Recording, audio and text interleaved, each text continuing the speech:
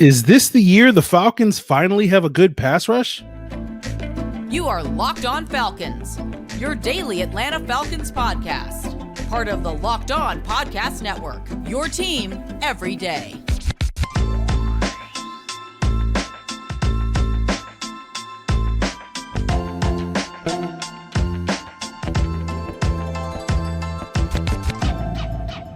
So, guys, you know me. I'm Aaron Freeman, a.k.a. Mr. Drew, a.k.a. Sirius Black, and, of course, the very humble host of this illustrious Locked On Falcons podcast, your daily Atlanta Falcons podcast, part of Locked On Sports Atlanta, your team every day. Today's episode of Locked On Falcons is brought to you by eBay Motors. A championship team is about each player being a perfect fit, and the same goes with your vehicle. So for parts that fit, head to eBay Motors and look for the green check. Stay in the game with eBay's Guaranteed Fit.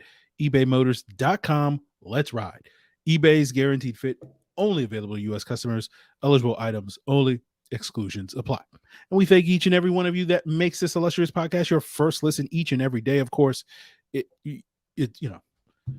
follow in the footsteps of the everydayers. I'm sorry, guys. My intro. I'm out of it today.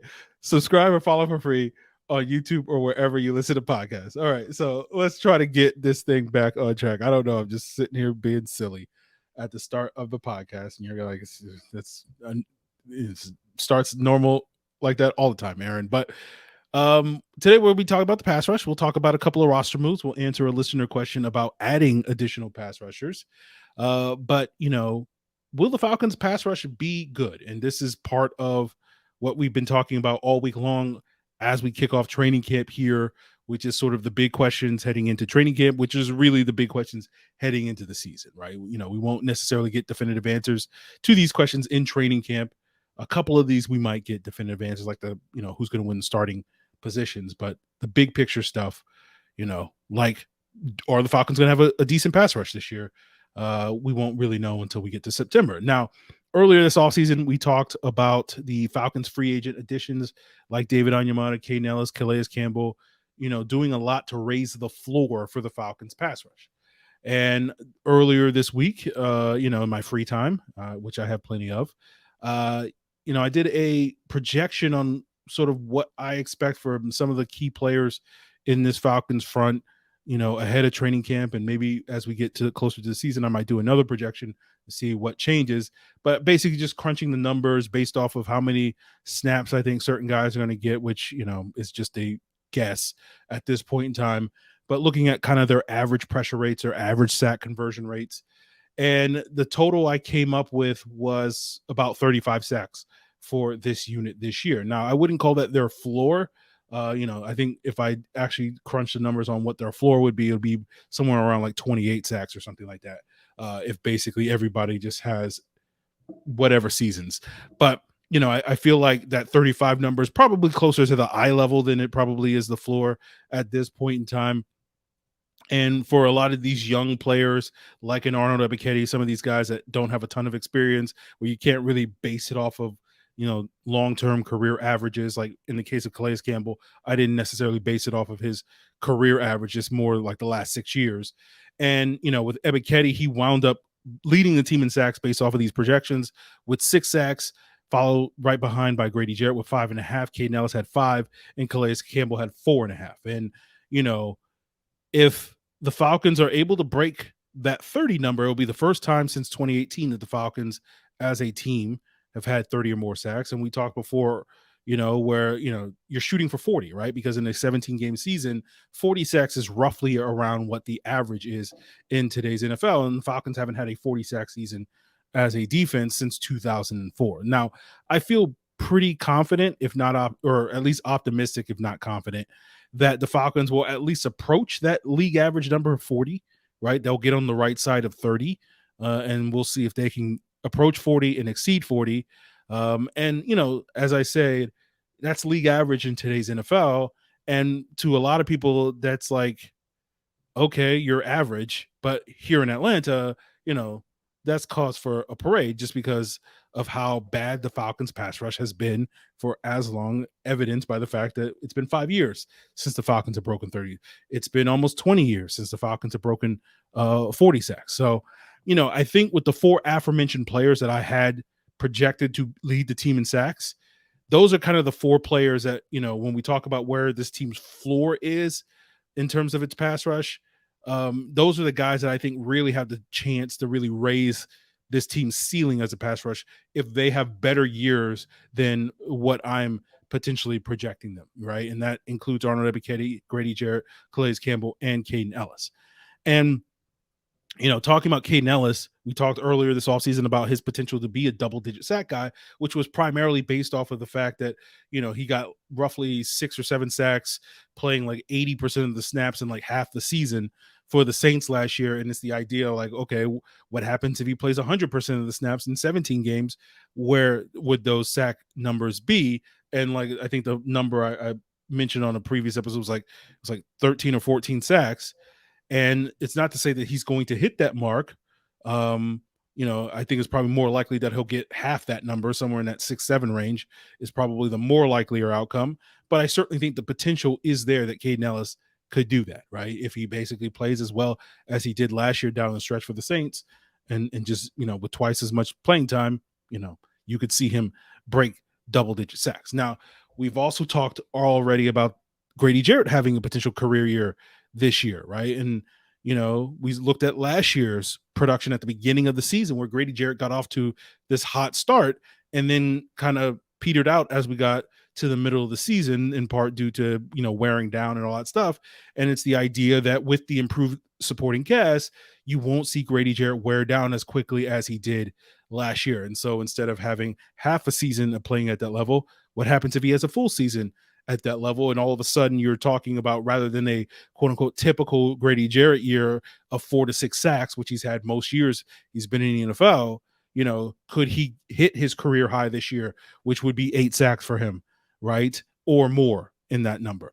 And then we haven't really talked about projections for Calais Campbell's production a lot this offseason. But when I was in the process of doing these projections, I couldn't help but notice how much more productive Campbell was in Jacksonville versus Baltimore, when in Jacksonville he was playing much more of that sort of D-end role that we're expecting him to play here in Atlanta. And it's not to suggest that, Campbell's going to put up double-digit sacks playing that role like he did in Jacksonville back in 2017 and 2018, when they were known as Saxonville. It's more that like there's a lot more room for growth. That, if you look at the player he was in Baltimore, which was primarily like a 4 to 5 sack guy, like maybe he now all of a sudden he's like a 6, 7, 8 sack guy, playing this role here in Atlanta. So that will be something to keep an eye on as well. And that's what we're talking about when we're raising the ceiling for this team, where, these guys that we're talking about, instead of getting 1 or 2 more sacks than what I'm projecting to get, maybe it's possible that they get 3, 4, or 5 more sacks than we're getting. And all of a sudden we're talking about, instead of going from a 35 sack team, we're talking about a 45 or more sort of sack team. And then, you look at Arnold Ebiketie, who's probably the biggest wild card of this group that we're talking about. And in the process of doing this research for this projection, I looked at the 3 players that I compared Arnold Ebiketie to when we drafted him, which is floor comparison was Dante Fowler, his eye level was Harold Landry, and his ceiling was DeMarcus Lawrence. And I noticed a trend looking at those guys' numbers throughout their careers, which is that in year 2, their pressure rates at least were very close to what their career average pressure rates were, right? Like within a few percentage points of what that career average was. And I'd have to do further research into whether that's a consistent trend in the NFL or it's just kind of unique to those 3 guys. But it does sort of underline the importance of that year 2 jump for pass rushers, because it's basically the idea that whatever jump Arnold Ebiketie makes is likely going to be the consistent, line that he'll be at for most of his career. Again, averages, how averages work. So it's not to say that he's going to be that every single year, but you get it. So, Lawrence was the lone guy in that group that made a significant jump in pressure rate, although 3 of those guys made significant jumps in sack totals, even if their pressures did not go up. So you're expecting, Ebiketie to make a significant jump in sacks this year. And it's a question of, does he have the potential to be a double-digit sack guy? And again, I think the potential is there. I probably feel a lot more comfortable projecting 6 to 8 sacks for Arnold Ebiketie this year. But similar to the reasons that we're talking about with Grady Jarrett having a career, you could also see a similar jump from Arnold Ebiketie this year, because it kind of illustrates why I'm optimistic about this year's pass rush, because you have a lot more complementary skill sets with this group compared to previous years with the Falcons group. And so that will allow players to enhance one another, right? And I talked about this a lot last year when we were breaking down both Arnold Ebiketie and D'Angelo Malone and their potential in the NFL, because one player that we brought up in both of those conversations was Yannick Ngakoue. And Ngakoue was a former teammate of Calais Campbell in Jacksonville. And I think it was in specifically the D'Angelo Malone episode, I broke down how like Ngakoue's production with Calais Campbell and Malik Jackson in Jacksonville was very different for what Ngakoue's production has been elsewhere in his career, right? That because Ngakoue is a speed rusher, having those two interior guys that could push the pocket really enhanced his ability to get home and affect the quarterback. And it's the idea that, if you have a speed rusher on the outside, that forces the quarterback to step up in the pocket. And if you have that interior push from the D tackles, that prevents that quarterback from really stepping up. And so then the D tackles can make plays because the speed rusher is forcing him into their lanes. Or you can have that interior pass rush, collapse the pocket, and that prevents the quarterback from stepping up to avoid pressure. And that allows those speed rushers on the outside to get home. So I think, there's a lot more confidence for this Falcons pass rush entering training camp that they're actually going to be competent this year. And, that's a huge step forward for this team. And I think, the potential to be more than competent is definitely there if certain players outperform their expectations. Now, I'm sure some of you are wondering, like, what are my thoughts on the players beyond the four that we discussed mainly today in Jarrett, Campbell, Ebiketie, and Elliss? And, are there other players that could have breakout years? And my answer to that question is probably no. Not to say that those other players like Bud Dupree and D'Angelo Malone and Lorenzo Carter and David Onyemata and Taquan Graham, et cetera, won't contribute and be productive. But I wouldn't put too many eggs in that basket in terms of any of those guys having far exceeding expectations in terms of what their production will be. So, but now is the time of year where you can be a little bit more optimistic than usual. And so if you want to, push your D'Angelo Malone, Bud Dupree, Taquan Graham, Zach Harris, and whatever agendas in the comments on this video, feel free to do so. Just know that I think you're probably setting yourself up a little bit to be disappointed this year. And by the time we get to this point next year, and you start pushing that hype train again, I'm going to bring out the receipts, right? Because I always do. And I always remember all your bad takes. And speaking of bad takes, at least this was originally going to be my transition to talking about Ryan Nielsen and his potential to raise the floor for this defense as a play caller. But instead, the Falcons decided to make some roster moves on Tuesday. And we'll get into exactly those moves that involve Calais Campbell and Caleb Huntley and a unicorn of a tight end as we continue today's Locked On Falcons. Today's episode is sponsored by BetterHelp. And you've heard me talk in the past over the last year about, what BetterHelp has done for me, right? Therapy has helped me understand the idea and really implement the idea that I can only control what I can control. I can't control the Falcons' ability to win football games, but I can control the quality of the podcast.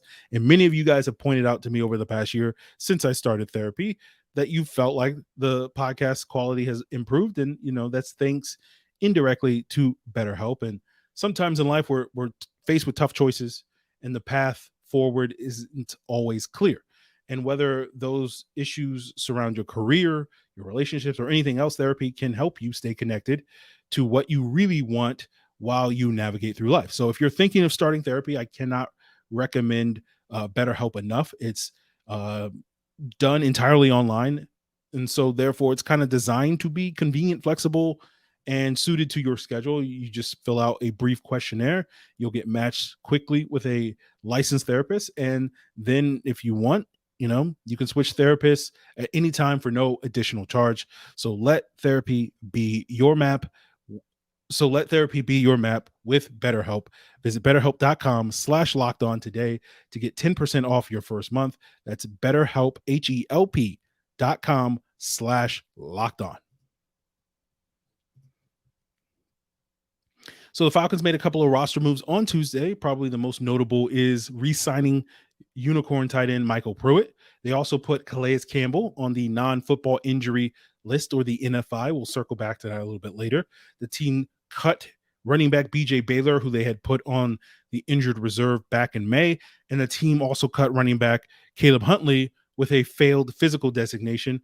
Our friend Josh Kendall of The Athletic said on Tuesday that failed physical might not be related to the Achilles tear that caused him to miss part of last season, and we assume prompted him to go on the physically unable to perform list on Thursday of this past week. So we'll see if we can get some more clarity on that as the week unfolds. But we talked earlier this week about Huntley going on that physically unable to perform list, or that PUP list, and talked about some of the different outcomes for previous Falcon players in the last couple of summers that have gone in that PUP list. And we mentioned Deidrin Sanat, who was cut with an injury settlement a few weeks into camp after going on that PUP list. And that's basically not exactly the same, but basically what happened with Caleb Huntley. So he's gone, right? And he's probably done in Atlanta. Now, it's possible that the Falcons could bring him back at a later date, but it's unlikely, right? If the Falcons had plans to keep Caleb Huntley, they would probably just have kept Caleb Huntley. Now, our good buddy Daniel Flick over at Sports Illustrated, talked about Huntley being on track for his rehab to get back on the field by the end of August. So we'll keep an eye on that. But doesn't seem like he'll be back on the field with the Atlanta Falcons at the end of August. So,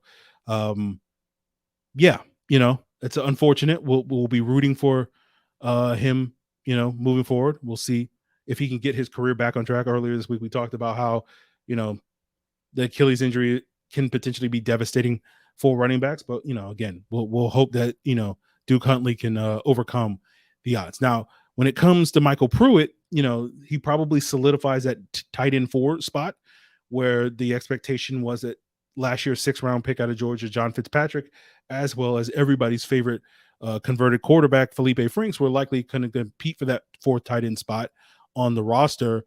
And I think the Pruitt signing firmly puts both of those guys on the roster bubble if they weren't already there.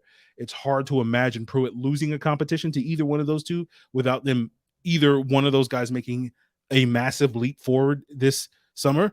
And it's a little personally disappointing to me because I was looking forward to seeing Fitzpatrick play, because we didn't really get an opportunity to see that last year as he was coming off that injury. And of course, I also have a soft spot for Felipe Franks, which puts me on an island, because I know it's just me and his grandmother are the only people that do not have negative, or at least they're only Falcon fans I've ever come across that do not have negative opinions of Felipe Franks. I guess me and Arthur Smith, but I don't know if Arthur Smith's actually a Falcon fan.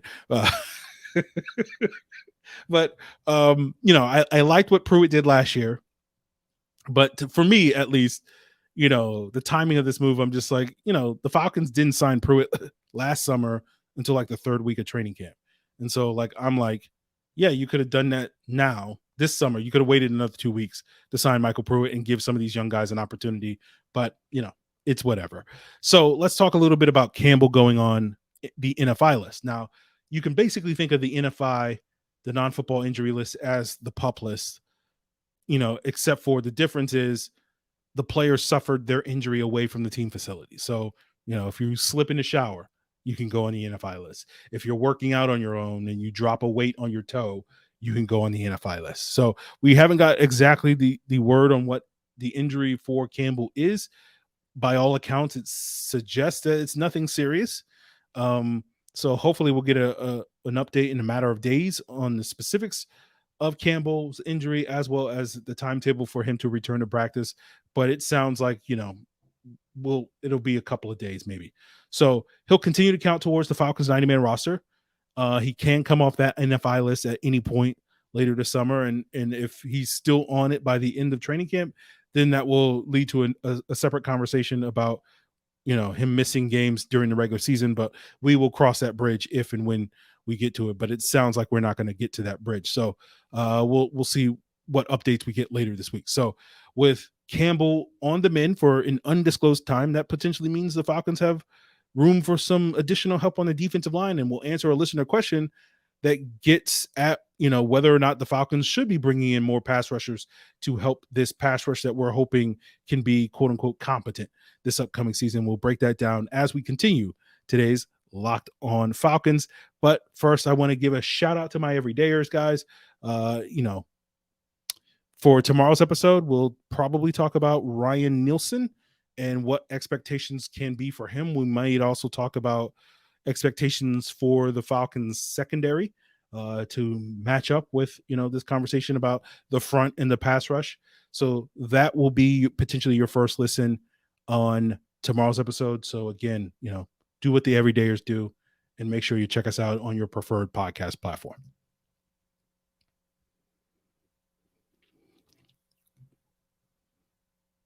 So our question comes from Ali Khan L. He says, for my second listen, I also listened to ATL Day Ones and one of the other shows, Hitting Hard with John Chuckery. He keeps talking about how the Falcons have invested heavily in non-premium positions and defending writers that gave the Jesse Bates acquisition a C+. He also goes on to say, we haven't invested in people getting to the quarterback. I thought from what we had available in free agency, we invested a lot in the D-line and being able to improve our sack numbers. I mean, we did not get an alpha edge rusher, but there wasn't one available in my opinion. I would like to have your thoughts on this. So yeah, I tend to agree with you, Ali Khan. I think given the circumstances, the Falcons weren't able to get an alpha edge rusher this offseason because there wasn't really one available. And I think the Falcons did the best they can. Basically, their options were limited. And, it was Marcus Davenport, Jadeveon Clowney, and Yannick Ngakoue. And I wouldn't necessarily know if any of those guys qualify as a quote unquote alpha, right? Now, from what I understand, the Falcons tried to sign Marcus Davenport. He just wound up choosing to sign with the Minnesota Vikings. Clowney's a big name, but, the last couple of years, Clowney hasn't been this difference maker as a pass rusher. He's basically been a kind of a 5-sack guy the last couple of years, right?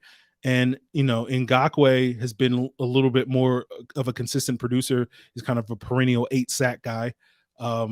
Hasn't been a whole lot more than that the last couple of years since leaving Jacksonville. And you couple that with probably the expectation that, he's a little smaller than maybe what Nielsen would prefer in terms of edge rushers, in terms of guys that can be impactful with those lighter boxes that the Falcons are expected to play. And we'll talk potentially more about that idea on tomorrow's episode. But, you look at specifically Clowney and Ngakoue, who are unsigned. You could also throw Justin Houston. I feel like John Chuckery has mentioned those three names as possibilities for the Falcons to pick up at this point in the offseason.